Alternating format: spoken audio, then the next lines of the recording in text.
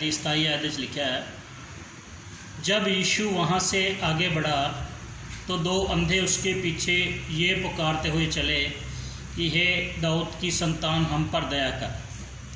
जब वह घर में पहुँचा तो वे अंधे उसके पास आए और यीशु ने उनसे कहा, क्या तुम्हें विश्वास है कि मैं ये कर सकता हूँ? उन्होंने उससे कहा, हाँ प्रभु। तब उसने उनकी आंखें छूकर कहा, तुम्हारे विश्वास के अनुसार तुम्हारे लिए हो। और उनकी आंखें खुल गई और यीशु ने उन्हें चिताकर कहा, सावधान कोई इस बात को ना जाने। इत्थे लिखा है कि एक बार प्रभु यीशु मसीह दे कोल 2 अंधे व्यक्ति आए और यीशु मसीह दे कोल आके प्रेयर की, उन्होंने प्रार्थना की, प्रभु यीशु मसीह साडियां अखां खोलो। तो प्रभु यीशु मसीह ने उन्होंने पूछा कि तुहानूं विश्वास है तुहानूं कि मैं तुहाडे वास्ते कर सकदा? तो कह लगे सानूं विश्वास है प्रभु कि तुसीं साडियां अखां खोल सकदे हो। मतलब मैडिकल साइंस दे तो उस वेले है ही नहीं सी मैडिकल साइंस। तो उस वेले उन्होंने उस वेले पुराने जमाने की हुंदा सीगा कि लोग जड़ियां बूटियां नाल इलाज करते सीगे। पुराने वेले वैद हकीम हुंदे सीगे जिहड़े कि बड़े बड़े उन्होंने कोल अच्छे नुस्खे होंदे सी जिहदे नाल वो इलाज करते सीगे। ये नहीं है कि उन्होंने अपना इलाज नहीं कराया होएगा, उन्होंने अपना इलाज प्रॉपर कराया होएगा। सानू सिंपल एक बुखार हो जाए तो असीं उहदा भी इलाज कराने हैं, तो जे कोई वड्डी प्रॉब्लम आ जाएगी तो असीं उहदा इलाज नहीं करांगे। आदमी कोशिश करता है, कोई भी समस्या आए कोई बीमारी आए उसका इलाज कराने की कोशिश करता है। तो इन्हां अंधियां ने की किया है, पहला तो उन्होंने अपने ट्रीटमेंट किए है, कुछ फायदा नहीं मिला, कुछ लाभ नहीं होया। अचानक उन्होंने पता लगे कि यीशु मसीह भी कष्ट दूर करते हैं, यीशु मसीह बीमारियां दूर करते हैं।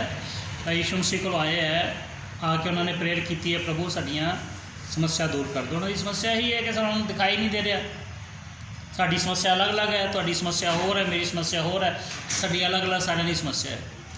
तो उन्होंने अपनी समस्या उन्होंने दसी है, प्रभु सानूं दिखाई नहीं दिंदा और साडे वास्ते कृपा करके साडियां अखां खुल जाण। प्रभु यीशु मसीह ने एक सवाल पूछा कि तुहानूं विश्वास है कि मैं तुहाडे वास्ते कर सकदा? वो कहने लगे, हाँ प्रभु सानूं विश्वास है। इन्हां अंदर विश्वास किद्दां है कि यीशु मसीह सानूं ठीक कर सकते हैं? इन्हां अंदर विश्वास किस तरह आया? एक्चुअली की सीगा कि जदों यीशु मसीह को लोग जाते सीगे, यीशु मसीह उन्होंने दुख नूं, तकलीफ नूं, बीमारी नूं दूर कर दिंदे गए, भूतां प्रेतां दी जिक्र लोकां नूं याद कर दिंदे है। तो उन्होंने जदों दूसरे लोगों दी गवाहियां सुनियां, दूसरे लोगों के एक्सपीरियंस सुने, तो उन्होंने मन के अंदर भी विश्वास आ गया कि यीशु मसीह सानूं भी की कर सकते हैं, ठीक कर सकते। इस तरह विश्वास बनता है।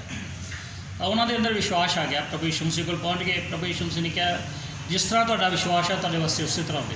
और लिखा गया उन्होंने अखां उस वेले खुल गई। मतलब एक इहो जिहा काम हो गया जिहड़ा कि नहीं हो सकता सी, दवाई नाल नहीं हो सकता सीगा, मैडिकल साइंस नाल नहीं हो सकता सी, कोई इंसान नहीं कर सकता सी, कोई राजनेता नहीं कर सकता सीगा। वो काम होया जिहड़ा कि कोई आदमी नहीं कर सकता। और प्रभु यीशु मसीह इदां दे काम करदे जिहड़ा कि कोई आदमी नहीं कर सकता।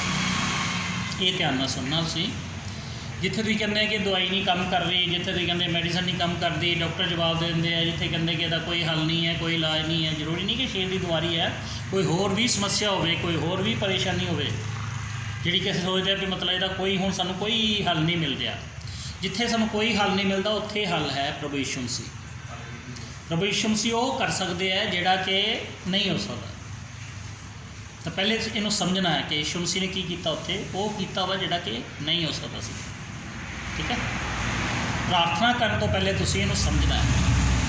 जे तुसीं इदां ही प्रार्थना करते हैं, बिना विश्वास के प्रार्थना करते हैं, तो उस प्रार्थना का की हुंदा है कि सानूं पूरा प्रॉपर जिहड़ा फल नहीं मिलता, उसका लाभ नहीं मिलता। लेकिन प्रार्थना करने का तरीका की है? पहली गल तो साडे अंदर विश्वास होना चाहिए। ये 2 अंधे आए हैं, उन्होंने विश्वास किया कि प्रभु यीशु मसीह साडियां अखां खोल सकते हैं, साडे अंधेपन नूं दूर कर सकते हैं। विश्वास करके घर तो आए हैं। परमेश्वर के कोल आना, परमेश्वर जिहड़ा वा साडे कोलों सिर्फ एक चीज़ मंगदे है, यीशु मसीह इक्को चीज़ मंगदा है, विश्वास।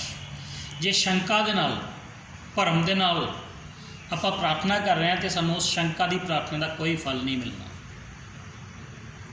ठीक है, इस गल नूं समझना है। मतलब प्रार्थना ने तां काम करना जे साडे अंदर फेथ है, साडे अंदर विश्वास है कि परमेश्वर मेरे वास्ते करेगा। जो तुसीं इस तरह करके प्रार्थना करोगे परमेश्वर ने करना है। मतलब पहली गल तो है कि परमेश्वर वास्ते कोई चीज़ इंपॉसिबल नहीं है। सोचो, परमेश्वर ने एडी वड्डी सृष्टि बनाती, सूरज चंद्रमा आकाश ग्रह बनाते, ठीक है।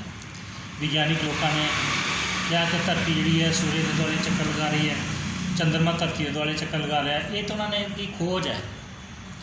लेकिन ये धरती घूम को किस तरह रही है, इनू कौन घुमा रहा है? सारे ग्रह सारे प्लैनेट जोड़े आकाश घूम रहे हैं, एक दूजे के आले दुआले रोटेशन से चल रहे हैं, इन्होंने कौन घुमा रहा है? ठीक है, इन्होंने बनाने वाला कौन है? वो परमेश्वर की बाणी दसदी है कि एक परमेश्वर है जिन्हें सारी सृष्टि की रचना की है, एड्डी वड्डी सृष्टि बनाई है। उस परमेश्वर के वास्ते कुछ भी इम्पॉसिबल नहीं है, एवरीथिंग इज़ पॉसिबल। परमेश्वर सब कुछ कर सकता है। ये विश्वास के नाल प्रार्थना जो आप करनी है, उस वेले वो प्रार्थना जी फल देती है। जी बिना विश्वास के प्रार्थना करते हैं, शक के विच रह के भरम दे विच रह के प्रार्थना की है, वह सानूं फल नहीं मिलता। तो तुसीं इस चीज़ का ध्यान रखना है। जो तुसीं प्रार्थना वास्ते बैठना, सवेरे शाम 15 मिनट कड्ढो। 15 मिनट प्रार्थना करने तो पहला जिहड़ा तुसीं वचन पढ़ना है, परमेश्वर के वचन दे चों रोज़ बाइबल का एक चैप्टर पढ़ो। बाइबल का चैप्टर जिहड़ा वा जो तुसीं पढ़ोगे, सानूं तरीका मिलता प्रार्थना करने का तरीका की है, ठीक है। देखो यीशु मसीह ने उन्होंने कहा मैं चाहना वा कि तुहाड़ियां अखां खुल जाण, कहण नाल ही अखां खुल गई। मतलब यीशु मसीह ने शब्द के वचन, वो मूँह चों वचन निकलिया, शब्द निकलिया, शब्द सुनने नाल अखां खुल गई। मतलब शब्द जिहड़ा उन्होंने कन्नां दे अंदर गया, कन्नां दे अंदर जाने के बाद वो दवाई का काम किया उन्हें। जी आप मैडिसन लें, चाहे कोई जड़ियां बूटियां की मैडिसन लें, चाहे कोई आप कैमिकल की बनी मैडिसन लें, ये मूँह नाल खांदे साडे ब्लड च जाती है, फिर साडे अंदर जाके काम करती है ना। लेकिन जो परमेश्वर के वचन है ये साडे अंदर किद्दां काम करते हैं? कान दे नाल साडे अंदर जाते हैं, साडे शरीर के अंदर ये दवाई का काम करते हैं, बिल्कुल मैडिसन के वांग काम करते हैं।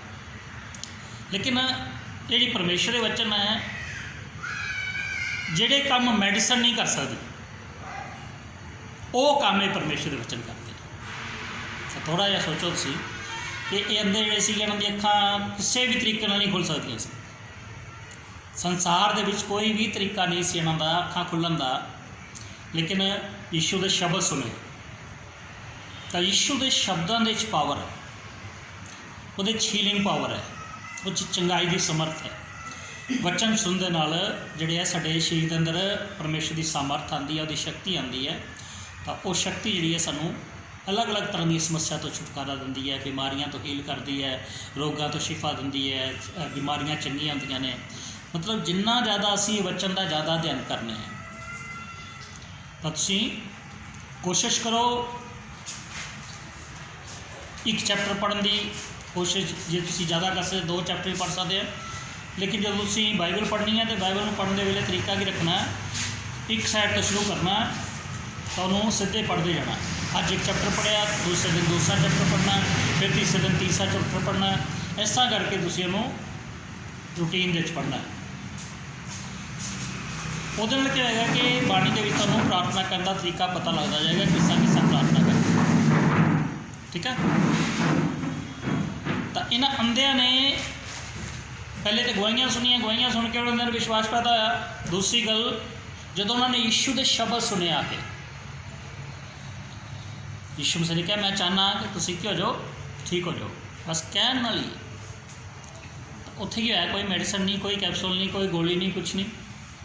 बिना मैडिसन तो उन्होंने प्रॉब्लम जी, उन्होंने समस्या ठीक होगी, उन्होंने बीमारी ठीक होगी, है ना। ये तरीका है, एक तो परमेश्वर का वचन अध्ययन करना, दूसरा प्रार्थना करना। इन्होंने अंधियां ने प्रार्थना भी की, परमेश्वर के वचन भी सुने, 2 तरीके किए उन्होंने। बस यह मैथड है। इस मैथड में जो तुम प्रार्थना करोगे तो ये इलाज बीमारियां भी ठीक होंदियां ने, रोग भी ठीक होंदे है, समस्या भी हल होंदियां ने, परेशानियां भी हल होंदियां ने। क्योंकि मैं नहीं कह रहा कि मैडिकल साइंस गलत है, मैडिकल साइंस अपनी जगह तो ठीक है, ठीक है। विज्ञान ने अपनियां खोजां कीतियां ने अपने तरीके नाल। जिहड़े मैडिकल साइंस है ये की है, ये नेचुरल पावर नाल इंसान दी बीमारियां ठीक करने की कोशिश कर रहे हैं। मैडिकल साइंस ये नेचुरल पावर, कुदरती चीज़ां ने, कुछ कैमिकल, कुछ हर्ब्स, कुछ एवं चीज़ां ने जिन्होंने लैके इन्होंने कुछ मैडिसन तैयार की, मैडिसन बॉडी पर जा कुछ काम करती ने। तो वो एक नेचुरल तरीका, नेचुरल मैथड है।